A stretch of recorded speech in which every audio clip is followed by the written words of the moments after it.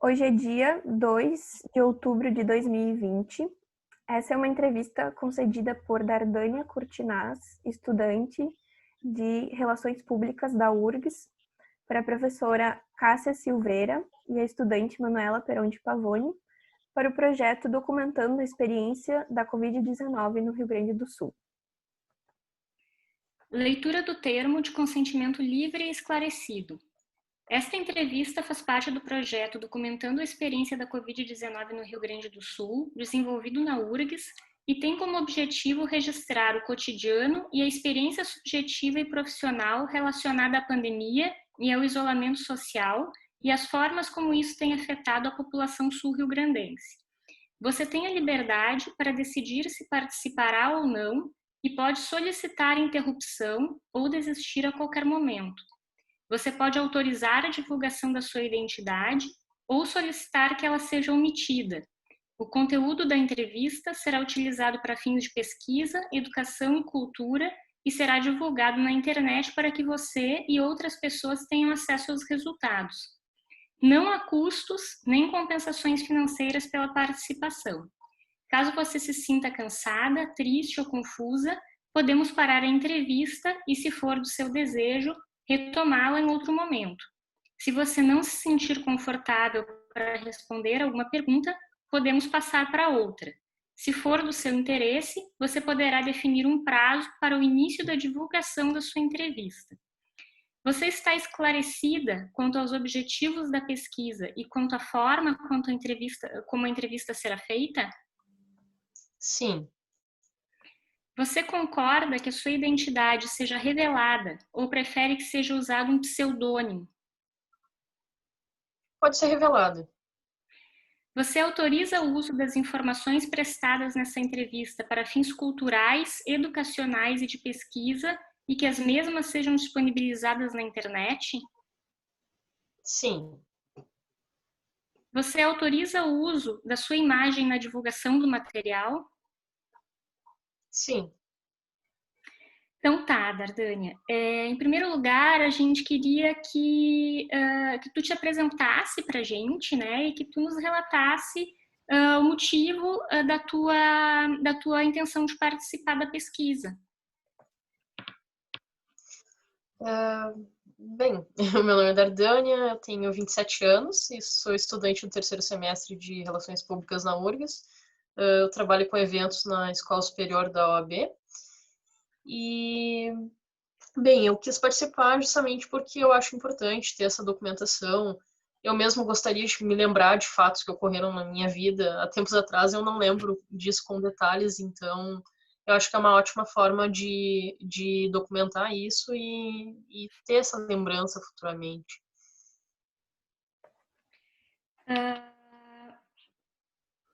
Tu ou alguma pessoa da tua família foram contagiados pelo novo coronavírus? Tu poderia relatar para a gente a experiência, se for o caso? Sim. Não diretamente da minha família, aqui da minha casa, mas a minha cunhada, irmã do meu companheiro, ela teve, mas a gente não teve 100% de certeza, porque, enfim, ela não teve plano de saúde e pelo SUS o teste não estava disponível para todo mundo, mas ela realmente ficou muito mal, ela teve febre muito alta, ela ficou apática, perdeu o paladar, ela teve todos os sintomas possíveis, assim, e foi um período bem complicado, porque nem mesmo os hospitais, os profissionais da saúde sabiam como agir e como medicar, como tratar ela. Então, quase que ela se curou sozinha, digamos assim. Ela ficou mais ou menos uns 10 dias mal, bem mal, assim. Não chegou a internar, porque estava tudo lotado e nenhum lugar, assim, como não tinha como fazer teste, eles não tinham como confirmar que ela realmente teve. Mas todos os médicos diziam que era 90% de certeza que ela realmente estava contaminada. E o meu sogro acabou ficando mal, assim como ela, na mesma situação. Só que, graças a Deus, ninguém mais ali da casa onde eles moram teve. E basicamente foi isso, assim. Uhum. Falou que nem os profissionais de saúde sabiam exatamente como orientá-la, né? Tu poderia explicar um pouco mais como é que foi esse processo dela, claro que tu souber também, de procurar a assistência, né, de saúde, o que esses profissionais falaram para ela, o que ela poderia fazer e quando que foi, se foi mais no início da pandemia ou se foi depois? Faz mais ou menos 1 mês e meio que aconteceu isso. Ela começou, foi até um dia que a gente estranhou, porque a gente se comunica muito, a gente era muito próximo, então a gente se comunica ao máximo no grupo da família, assim, enfim. E ela começou com uma gripe, um resfriado bem forte, e até então a gente pensou que fosse só isso, porque estava todo mundo se cuidando. Só que como eu sou do grupo de risco, todo mundo aqui na minha casa é do grupo de risco, que a gente tem doença respiratória. Na casa dela tem os pais que são idosos, e então ela era a pessoa mais apta a poder ir no mercado. Tanto para nós, ela ia no mercado e fazia isso pra gente, quanto para casa deles. E provavelmente em algum momento ela entrou em contato com o vírus, né? Então ela começou com essa gripe. No início a gente pensou que era uma gripe, porque todo mundo se cuidava. Só que foi piorando, a febre não passava, não baixava em nenhum momento. E demorou 5 dias para a gente realmente se ligar, não, tá realmente muito estranho isso. Então, a gente ligou para o Ministério da Saúde e a gente ligou acho que umas 4 vezes para lá, porque foi 2 vezes eu, mais algumas vezes eles na casa deles, assim. E cada vez que a gente ligava era uma orientação diferente. Alguns diziam que tinha que ir correndo para o hospital, outros perguntavam se ela estava muito mal e se ela não tivesse muito mal não precisava ir para o hospital. Só que. E outros diziam que precisava. A gente ficava naquela dúvida, enfim, sabe? Até que no 7º dia, eu acho que finalmente ela. Não finalmente, mas ela tava bem mal de verdade, ela não conseguia comer. Então ela pegou e foi. O namorado dela e ela foram pro hospital. E aí lá, três profissionais da saúde, uma enfermeira e 2 médicos atenderam ela. A enfermeira e um médico queriam internar.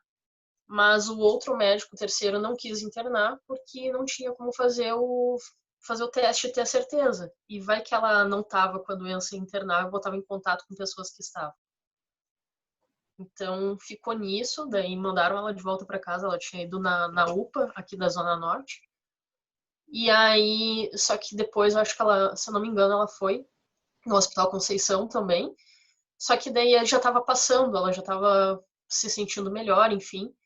E aí o médico disse, não, certamente tu teve, só que infelizmente a gente não tem como fazer o teste, não tem recurso para fazer o teste, então eu vou te passar uma medicação. Ele passou uma medicação para ela voltou para casa e no outro dia ela já estava bem melhor.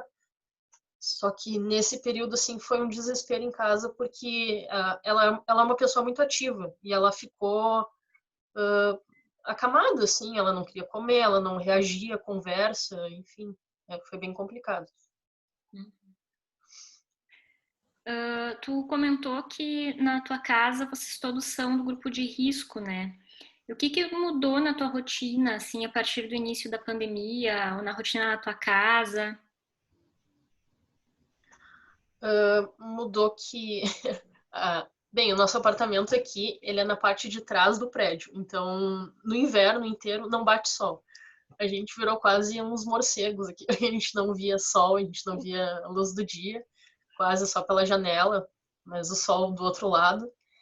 E essa minha cunhada e o meu cunhado sempre nos ajudaram muito de fazer compras, medicamento, tudo, eles ajudaram nisso, assim.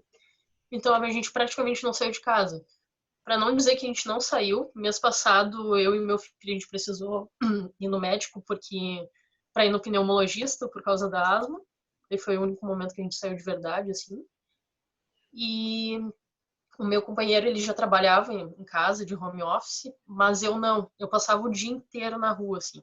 Eu saía às 7 horas da manhã para a faculdade, depois o trabalho, e eu trabalho até às 10 da noite. Então eu chegava às 11 horas da meia-noite em casa. Então foi uma mudança completa, assim, para mim. Agora, 100% do tempo em casa, mas olhando pelo lado positivo, tá sendo bom porque eu perdi muito do contato, assim, direto que eu tinha com meu filho antes da faculdade, sabe? E já fazia mais de 2 anos isso. Então agora a gente pode se aproximar muito e nisso, assim, eu achei muito bom. No meio de todo esse caos. E relata um pouco mais para nós como é que está sendo essa experiência de maternidade e pandemia. O teu filho está em casa desde o começo da pandemia. Como é que está sendo a rotina escolar dele? Como é que tu está conciliando a tua rotina de trabalho com a rotina dele e do teu marido? Ele tá desde o início, sim. Quando a gente começou a ler as notícias, assim, e começou a desconfiar, antes mesmo do isolamento social, como ele tem uma imunidade muito baixa também, e também por excesso de cuidados, digamos assim, antes de tudo, ali no inicinho de março, acho que na primeira semana de março, a gente já tirou ele da creche e deixou ele direto em casa. A gente conversou com a secretaria da escolinha, e, enfim, e optou por deixar ele em casa. Depois teve o isolamento social mesmo. A escolinha dele é pública, então, infelizmente, eles não conseguiram se organizar para dar aulas, e também porque são crianças pequenas, então não sei como eles fariam isso, né? Eu me esforço, assim, a gente se esforça bastante para todo dia, pelo menos dar 1h30, 2 horas de alguma atividade para ele, tanto para alfabetização quanto números, enfim, de alguma forma está surtindo efeito, mas é bastante complicado porque prender a atenção de uma criança é difícil, e para um professor, imagina para alguém que não tem esse domínio, né? A questão, assim, do trabalho, faculdade, mais maternidade, o meu companheiro, ele, desde o início, ele sempre, desde que o Lorenzo nasceu, ele sempre dividiu todas as tarefas comigo, então a gente se reveza bastante, assim, quando tá um pouquinho mais folgado para ele o trabalho e ele também estuda, ele assume, assim, os cuidados com o Lorenzo, e eu faço o mesmo quando tá um pouco mais tranquilo para mim, e assim a gente vai levando os dias, tanto na divisão das tarefas domésticas, assim, almoço, limpeza da casa, enfim. A gente vai fazendo assim, conforme a demanda de cada um. No meu trabalho tem dias que tá muito corrido, que eu trabalho quase 12 horas direto, e tem dias que tá muito calmo, como hoje, por exemplo, que eu vou começar a trabalhar, bem dizer, às 6 da tarde, assim, não teve muita demanda. Então, nesses dias, realmente, a responsabilidade do Lorenzo fica mais comigo. Enfim, a gente vai levando dessa forma. E vocês têm tido impactos econômicos pela pandemia ou pelo isolamento social na vida de vocês ou então da família de vocês, de uma forma mais ampla, assim? Sim, bastante. Falando do cenário aqui de casa, o meu companheiro, ele é autônomo, então ele é designer, enfim, ele tem os clientes dele, e diminuiu muito, assim, ele ficou, na verdade, só com 2 clientes de muitos outros que ele tinha. Então, economicamente, a situação financeira piorou bastante, mas eu gosto de pensar que a gente teve sorte, de alguma forma, porque antes eu fazia estágio até fevereiro. E 2 semanas antes da pandemia, eu já tinha feito uma entrevista na OAB e eles me contrataram para trabalhar lá, e era de carteira assinada, com um salário bem melhor do que eu recebia no estágio. Então, realmente nisso, assim, ajudou, sabe? Eu fico pensando que se tivesse acontecido a pandemia, o meu companheiro ter perdido todos os clientes que ele perdeu, e eu com salário de estagiária, eu não sei se a gente conseguiria manter o aluguel que a gente paga hoje, por exemplo, sabe? De uma forma mais ampla, assim, com os nossos familiares. O nosso cunhado, ele continua com o trabalho dele, ele trabalha em shopping, só que reduziram, fizeram um corte aqui no salário dele, e ele recebia também muitas comissões pelas vendas, que na verdade era o que dava mais lucro para ele, então ele perdeu mais da metade da renda dele nisso, assim, e foi um grande impacto na família. Mas a gente vai se ajudando, a gente vai se equilibrando, assim, tanto eles nos ajudam, quanto a gente ajuda eles, e a gente vai conseguindo levar, assim. E algum de vocês chegou a solicitar o auxílio emergencial do governo ou não foi necessário? Esse meu cunhado, ele solicitou, se eu não me engano, ele está recebendo, eu não cheguei a conversar com ele sobre isso depois. E a minha cunhada, essa que teve o Covid também, ela solicitou, ela recebe. Uhum.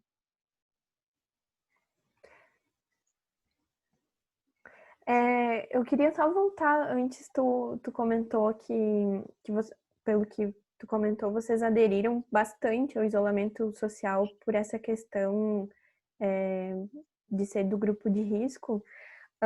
E eu queria te perguntar como é que foi, para tu relatar como é que foi essa ida ao médico, essa primeira vez que vocês saíram de casa. Tu sentiu diferença? Como é que vocês se sentiram saindo à rua pela primeira vez depois do início da pandemia? Bem, de alguma forma, eu posso dizer que eu fiquei feliz por ver o sol, o dia, assim, que eu não vi.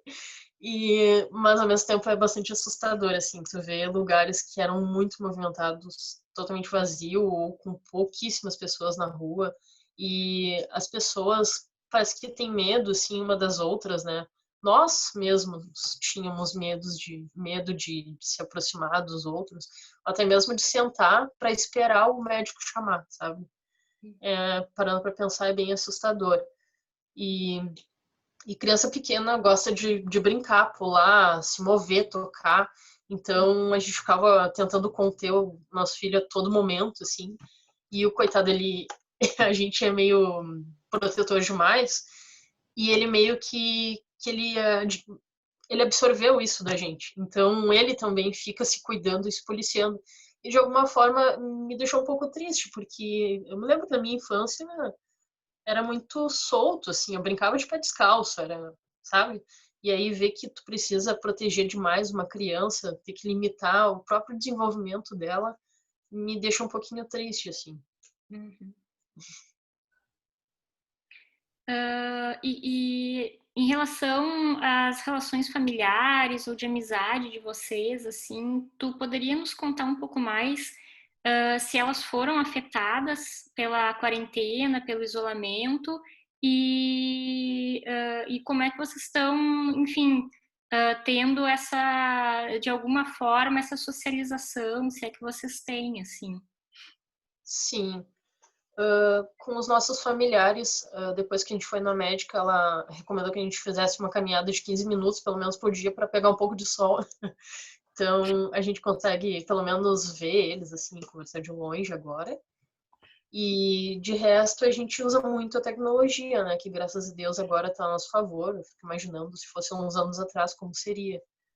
Mas a gente usa muito e principalmente com os amigos, assim, grupos de WhatsApp, Zoom, pelo menos com os nossos amigos, pelo menos uma vez a cada 15 dias a gente faz uma chamada assim de grupo e fica conversando, enfim, para não perder esse contato. Nenhum amigo se perdeu no caminho e nenhum familiar se afastou demais assim da gente. Que bom, né? Precisa disso também. Sim. E como que tu percebe os impactos psicológicos gerados pela pandemia em ti e naqueles que te cercam? E eu gostaria que tu fizesse uma avaliação também de como que isso foi modificando, ou se não se modificou, por exemplo, se no começo estava mais assustada, depois ficou mais tranquilo. Como é que tem sido psicologicamente a pandemia para vocês? Sim. Eu noto, assim, que, de um modo geral, falando mais da família e de nós, assim, que somos mais próximos, eu noto muita ansiedade, assim. Eu e meu companheiro, a gente já teve crise de pânico, enfim, essas coisas, mas tinha sido controlado há um bom tempo e voltou tudo muito forte agora à tona, assim, muita ansiedade, parece que a qualquer momento uma coisa ruim vai acontecer, só que a princípio tá tudo bem dentro do possível, sabe? Então eu noto muito isso, assim.